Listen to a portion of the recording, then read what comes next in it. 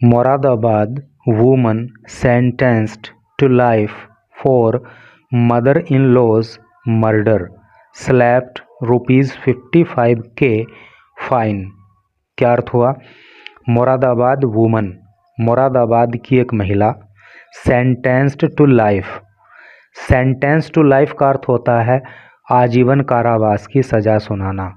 और ग्रामेटिकली मैं आपको एक यहाँ पे बात बताऊं कि ये जो सेंटेंस है ये एक्टिव वॉइस में नहीं है, अर्थात इसका मतलब ये नहीं है कि महिला ने सज़ा सुना दी, बल्कि ये सेंटेंस पैसिव वॉइस में है और इसका अर्थ है कि महिला को सज़ा सुना दी गई।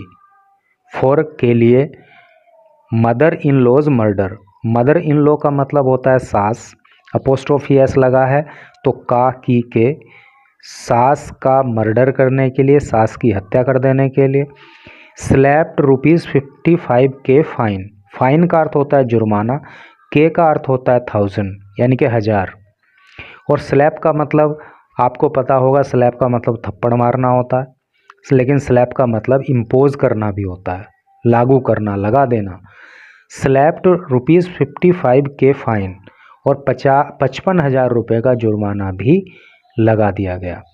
तो क्या टोटल का अर्थ हुआ कि मुरादाबाद की एक महिला को सास की हत्या कर देने के लिए आजीवन कारावास की सज़ा सुना दी गई और उस पर 55,000 रुपये का जुर्माना भी ठोक दिया गया। तो चलिए न्यूज़ को पढ़ते हैं अब डिटेल में। Bareilly, a woman has been sentenced to life imprisonment. Imprisonment का मतलब होता है कैद या कारावास। लाइफ इम्प्रिजनमेंट का मतलब हो गया आजीवन कारावास और सेंटेंस का मतलब सज़ा सुनाना।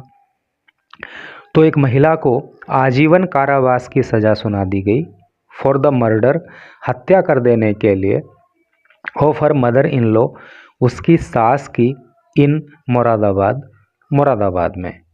तो मुरादाबाद में एक महिला को उसकी सास की हत्या कर देने के लिए उसे आजीवन कारावास की सज़ा सुना दी गई। She was also handed a fine of ₹55,000।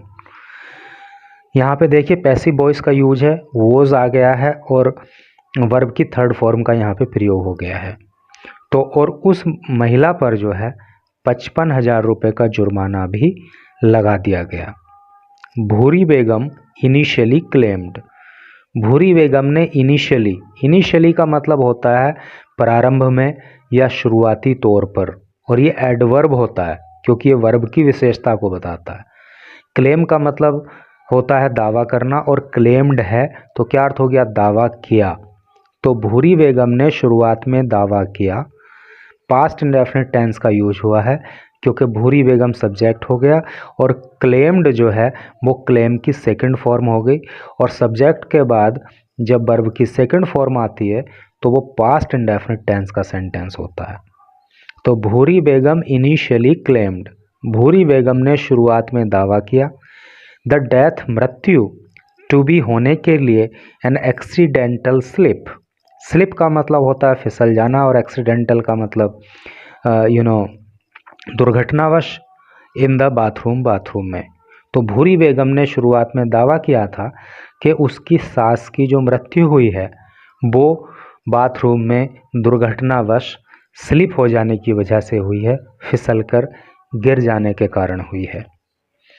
However, however का मतलब होता है तो भी या फिर भी, फिर भी।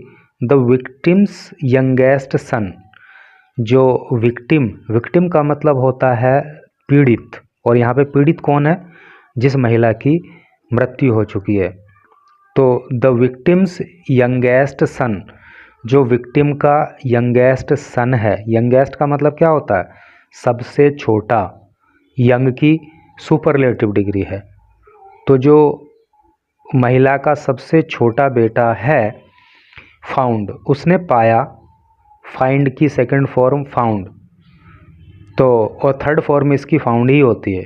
तो महिला के छोटे बेटे ने पाया हिज मदर्स डेथ सस्पिशियस, अपनी माँ की मृत्यु को, सस्पिशियस का मतलब संदेहात्मक, यानी कि उसको शक हुआ, उसको संदेह हुआ, and asked police to conduct an autopsy.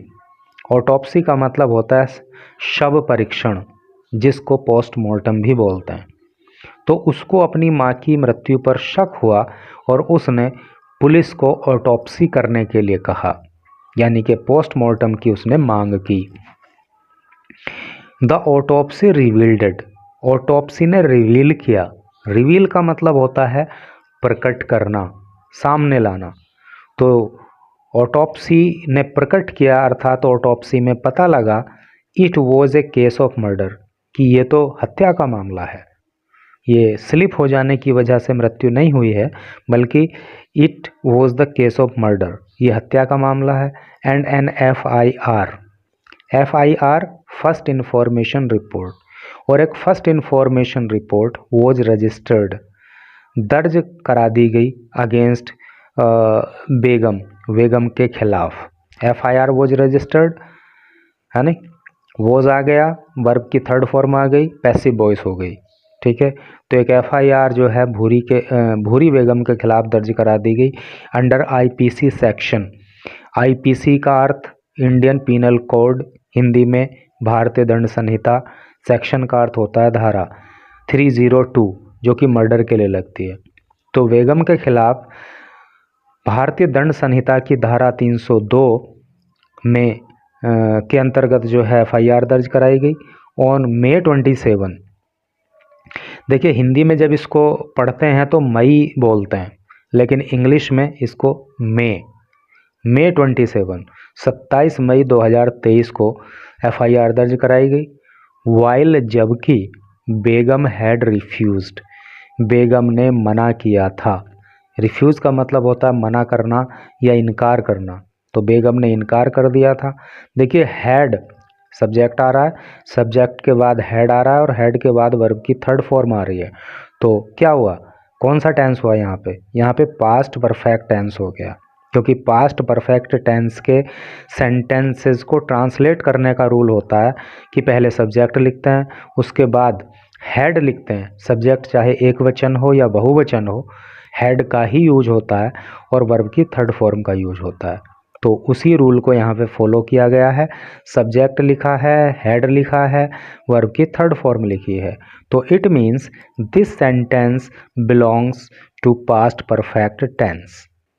तो वाइल बेगम हैड रिफ्यूज्ड, जबकि बेगम ने इनकार किया था, टू कोऑपरेट, कोऑपरेट का मतलब होता है सहयोग करना, सहयोग करने के लिए, ड्यूरिंग द ट्रायल, ट्रायल का अर्थ होता है सुनवाई। तो जब इस केस की सुनवाई हुई तो बेगम ने सहयोग करने से इनकार कर दिया था। It was during the cross questioning, it was ये था ड्यूरिंग दौरान क्रॉस क्वेश्चनिंग। क्रॉस क्वेश्चनिंग का आप मतलब समझ गए ना, जैसे कि मान लीजिए कोर्ट में कोई व्यक्ति खड़ा है और वकील उससे जो है तर्क वितर्क करके घुमा फिरा के प्रश्न पूछता है, तो वो क्रॉस क्वेश्चनिंग होती है। तो क्रॉस क्वेश्चनिंग के दौरान इन द कोर्ट, कोर्ट के अंदर, दैट की one of family member, one of the family member यानी कि परिवार के सदस्यों में से एक सदस्य ने, दैट शी हैड, ये एक्सेप्ट कर लिया था, यानी कि उस परिवार के एक सदस्य ने ये एक्सेप्ट किया था, दैट शी हैड सीन, कि उसने देखा था, हर किल, उसको मारते हुए, मैसर जहाँ, मैसर जहाँ को, द विक्टिम, विक्टिम कौन? मैसर जहाँ। तो उस परिवार की एक सदस्य ने ये स्वीकार कर लिया कि उसने भूरी को देखा था कि वो मैसर जहाँ को मार रही थी, उसकी हत्या कर रही थी। एडिशनल डिस्ट्रिक्ट गवर्नमेंट काउंसिल, जिसको ADGC बोलते हैं, गवर्नमेंट काउंसिल मतलब सरकारी वकील, और डिस्ट्रिक्ट जिले का एडिशनल अतिरिक्त, है नहीं। तो जिले का वकील जो होता है एडिशनल, तो उसको ADGC बोलते हैं, जिनका नाम है नीलम वर्मा सैड। तो नीलम वर्मा जो कि ADGC हैं, उन्होंने कहा आफ्टर जहाज़ डेथ, जहाँ की मृत्यु के बाद, हर सन आबिद हुसैन, उसके बेटे आबिद हुसैन ने लॉज्ड एन FIR, एक FIR दर्ज कराई थी against his Elder brother's wife. Elder का मतलब होता है बड़ा, ब्रदर्स वाइफ भाई की पत्नी। तो उसके छोटे बेटे ने, जिसका नाम है आबिद हुसैन, उसने जो है अपने बड़े भाई की पत्नी के खिलाफ एफआईआर दर्ज कराई थी, जिसका नाम है Bhuri, at Dilari police station. Dilari police station में हुसैन टोल्ड पुलिस, हुसैन ने पुलिस को बताया, that her mother had transferred, कि उसकी माँ ने ट्रांसफ़र कर दिया था। देखिए अब यहाँ पे जो है हुसैन टोल्ड पुलिस, अगर यहाँ तक की बात करें तो ये पास्ट इंडेफिनिट टेंस का सेंटेंस है, क्योंकि सब्जेक्ट यहाँ पे है, वर्ब की सेकंड फॉर्म है और उसके बाद ये पुलिस ऑब्जेक्ट हो गया। तो हुसैन टोल्ड पुलिस, हुसैन ने पुलिस को बताया, that her mother had transferred. देखिए अब ये हर मदर यहाँ पे सब्जेक्ट हो गया, हैड आ गया, वर्ब की थर्ड फॉर्म आ गई, तो ये पास्ट परफेक्ट टेंस का सेंटेंस हो गया। अर्थात इतना जो पार्ट है ये पुलिस तक, ये पास्ट इंडेफिनिट है और यहाँ से आगे को जो है वो पास्ट परफेक्ट है। तो हुसैन ने पुलिस को बताया कि उसकी माँ ने ट्रांसफ़र कर दिया था। उस ट्रांसफ़र का मतलब आप जानते ही हो, हस्तांतरित कर देना। सम प्रॉपर्टी, कुछ प्रॉपर्टी को, इन हिज सिस्टर्स नेम, उसकी बहन के नाम पर। किसकी बहन के नाम पर? हुसैन की। हुसैन का कैसे पता चला कि हुसैन की बहन के नाम पर? क्योंकि यहाँ पे हिज आ रहा है और हिज जो है वो अपने की अंग्रेजी लगती है मेल के लिए, और मेल है यहाँ पे हुसैन, तो हुसैन के लिए आया हिज, यानी कि हुसैन की बहन के नाम पर उसकी माँ ने कुछ प्रॉपर्टी को ट्रांसफ़र कर दिया था। And his sister in law, sister in law का मतलब होता है भाभी, और उसकी जो भाभी थी यानी कि उसके बड़े भाई की जो पत्नी थी, वो जब अपसेट, वो परेशान थी, बिकॉज ऑफ इट, इसी के कारण। बिकॉज ऑफ का मतलब होता है के कारण, तो इसी बात के चलते, इसी बात के कारण उसकी भाभी परेशान थी। शी वॉन्टेड, वो चाहती थी, द सेम प्रॉपर्टी, के वही property to be transferred, transfer की जाती, हर नेम, उसके नेम में। तो वो चाहती थी कि वो प्रॉपर्टी उसके नाम हो जाती, इसलिए वो परेशान थी। ड्यूरिंग क्वेश्चनिंग, पूछताछ के दौरान, क्वेश्चनिंग का मतलब पूछताछ है ना, तो पूछताछ के दौरान बेगम एक्सेप्टेड, बेगम ने स्वीकार कर लिया। एक्सेप्ट का मतलब स्वीकार करना होता है ना, तो पूछताछ के दौरान बेगम ने स्वीकार किया। पास्ट इंडेफिनिट टेंस का यूज है, मोस्टली पास्ट इंडेफिनिट टेंस का ही यूज होता है क्योंकि पास्ट में चलती है कहानी। तो ड्यूरिंग क्वेश्चनिंग बेगम एक्सेप्टेड, बेगम ने स्वीकार किया, टू हैव मर्डर, हत्या कर देने के लिए, द ओल्ड वूमन, उस बूढ़ी महिला की, फॉर हर प्रॉपर्टी, उसकी ज़मीन जायदाद के लिए, and the court of additional district and session जज संदीप गुप्ता, और जो एडिशनल डिस्ट्रिक्ट एंड सेशन जज हैं, अतिरिक्त जिला एवं सत्र न्यायाधीश जिनका नाम है संदीप गुप्ता, उनकी कोर्ट ने फाउंड हर गिल्टी, उस महिला को दोषी पाया। गिल्टी का मतलब होता है दोषी, उसको दोषी पाया और फिर उसको सज़ा सुना दी। वर्मा एडेड, वर्मा ने कहा। तो इस तरह से करके भाई ये न्यूज़ थी। तो इसमें कुछ वर्ड जो हैं आप विशेष ध्यान दे के उनको याद कर सकते हो। जैसे कि अगर यहाँ से हम देखें तो सेंटेंस्ड टू लाइफ इम्प्रीजनमेंट, आप इस पे ध्यान दीजिए। इम्प्रीजनमेंट मतलब सज़ा होता है, सेंटेंस का मतलब सज़ा सुनाना होता है, ठीक है। इनिशियली, इस पे आप ध्यान दीजिए, प्रारंभिक तौर पर, है नहीं। फिर और जो है आगे एक वर्ड ये ऑटोप्सी आया है। पोस्टमार्टम तो बहुत बार सुनते हैं, लेकिन ऑटोप्सी वही चीज़ है। सस्पिशियस है, तो ये ऐसे वर्ड हैं आपने पहले भी सुने होंगे, लेकिन अगर किसी को याद नहीं है तो वो याद कर लो। ट्रायल है, इस तरह से करके ये है। फिर अगर इस इधर आते हैं तो एक्सेप्ट तो आम बोलचाल में खूब यूज होता ही है। लॉज एन एफआईआर का मतलब होता है शिकायत दर्ज कराना, है नहीं, एफआईआर दर्ज कराना।